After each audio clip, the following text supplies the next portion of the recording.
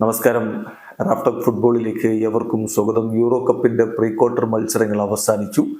ഇന്നലെ നടന്ന മത്സരങ്ങളിൽ നിന്ന് തുർക്കിയെയും നെതർലൻഡ്സും ക്വാർട്ടർ ഫൈനലിലേക്ക് കടന്നിരിക്കുകയാണ്. അതേസമയം റാൾഫ് റാഗ്നിക്കിന്റെ ഓസ്ട്രിയ മികച്ച പോരാട്ട വീര്യമൊക്കെ കാഴ്ചവെച്ചതിന് ശേഷം ഇതാ യൂറോ കപ്പിൽ നിന്നും മടങ്ങിയിരിക്കുകയാണ്. റൊമേനിയക്കെതിരെ ഏകപക്ഷീയമായ 3 ഗോളുകൾക്കായിരുന്നു നെതർലൻഡ്സിന്റെ വിജയം. അവർക്ക് വേണ്ടി ഗാക്പോ ഒരു ഗോള് കണ്ടെത്തിയപ്പോൾ ഇരട്ട ഗോളുകളാണ് ബാലന്റെ വക. ഗാക്പോ ഗോളും അസിസ്റ്റുമായിട്ട് മികച്ച പ്രകടനം നടത്തിയ മത്സരമാണിത്. കളിയിൽ നെതർലൻഡ്സിന്റെ മുന്നേറ്റങ്ങൾ നയിച്ചുകൊണ്ട് Memphis Depay, Gakpo, Xavi Simons, Bergwijn എന്നിവരൊക്കെ ഒരുമിച്ചാണ് അണിനിരന്നത്. കളിയുടെ ആദ്യത്തെ 10-20 മിനിറ്റ് മികച്ച പ്രകടനം തന്നെയാണ് റൊമേനിയ നടത്തിയതെങ്കിലും 20ാമത്തെ മിനിറ്റിൽ ഗാക്പോയുടെ ഗോളിലൂടെ നെതർലൻഡ്സ് കളി പിടിക്കുകയായിരുന്നു. ആദ്യ പകുതി അവസാനിക്കുമ്പോൾ ഏകപക്ഷീയമായ ഒരു ഗോളിന് മുന്നിലായിരുന്നു. പിന്നീട് ഗാക്പോ ഒരു ഗോൾ കൂടി വലയിലേക്ക് എത്തിച്ചെങ്കിലും ഓഫ് സൈഡ് എന്ന് വിധിക്കപ്പെട്ടു. അതിനുശേഷമാണ് സബ്സ്റ്റിറ്റ്യൂട്ട് റോളിൽ കളിക്കളത്തിലേക്ക് വന്ന ബാലന്റെ 2 ഗോളുകളും പിറക്കുന്നത്.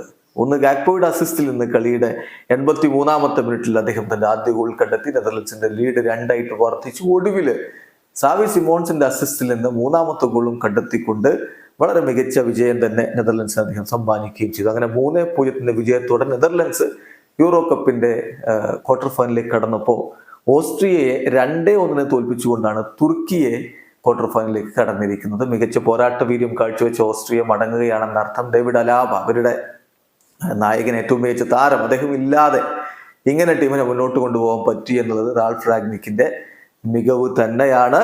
തുർക്കിയക്ക് വേണ്ടി ഡെമിറാൽ ഇരട്ട ഗോളുകൾ കണ്ടെത്തിയ മത്സരത്തില് ഗ്രിഗോറിറ്റ്സ് ആണ് ഓസ്ട്രിയയുടെ ആശ്വാസ ഗോൾ കണ്ടെത്തിയത്. കളിയുടെ ആദ്യ മിനിറ്റിൽ തന്നെ തുർക്കിയെ ഗോൾ അടിച്ചിരുന്നു. എന്തായാലും മികച്ച പ്രകടനമാണ് ആർദ ഗുളർ ഈ കളിയിലും പുറത്തെടുത്തിരിക്കുന്നത്. അദ്ദേഹത്തിന് വക അസിസ്റ്റും ഉണ്ടായിരുന്നു. 59ാമത്തെ മിനിറ്റിലാണ് ഡെമിറാലിന്റെ 2ാമത്തെ ഗോൾ വന്നത്. കളിയുടെ 66ാമത്തെ മിനിറ്റിൽ ഗ്രിഗോറിറ്റ്സ് ഒരു ഗോൾ മടക്കിയെങ്കിലും ഓസ്ട്രിയക്ക് തിരിച്ചു വരാൻ കഴിഞ്ഞില്ല. അവസാന നിമിഷം വരെ അവർ ശ്രമിച്ചിരുന്നു. കളിയുടെ അവസാനത്തിലുള്ള ആ ഒരു സേവ്, തുർക്കിഷ് ഗോൾ കീപ്പറുടെ സേവ്, അത് എടുത്തു പറയേണ്ട കാര്യമാണ്. ഗ്യുനോക്ക് ഒരു വേൾഡ് ക്ലാസ് സ്റ്റോപ്പാണ് ബൗംഗാർട്ട്നറുടെ എഫേർട്ടിൽ നിന്ന് നടത്തിയിരിക്കുന്നത്. അല്ലായിരുന്നെങ്കിൽ കളി ഒരു ലേറ്റ് ഈക്വലൈസറിലേക്ക് പോവുകയും പിന്നെ എക്സ്ട്രാ ടൈമിലേക്ക് നീങ്ങുകയൊക്കെ ചെയ്യുമായിരുന്നു. അപ്പോൾ ടർക്കിഷ് ഗോൾ കീപ്പർക്ക് കൈയടിക്കണം. കളി എന്തായാലും ഒടുവിൽ 2-1 വിജയിച്ചുകൊണ്ട് തുർക്കിയെ യൂറോ കപ്പിന്റെ ക്വാർട്ടർ ഫൈനലിലേക്ക് കടന്നു. വീഡിയോ അവസാനിക്കുന്നു. ഫുട്ബോൾ ലോകത്തെ കൂടുതൽ വിശേഷങ്ങളുമായി റാഫ്റ്റോക്സ് എത്താം.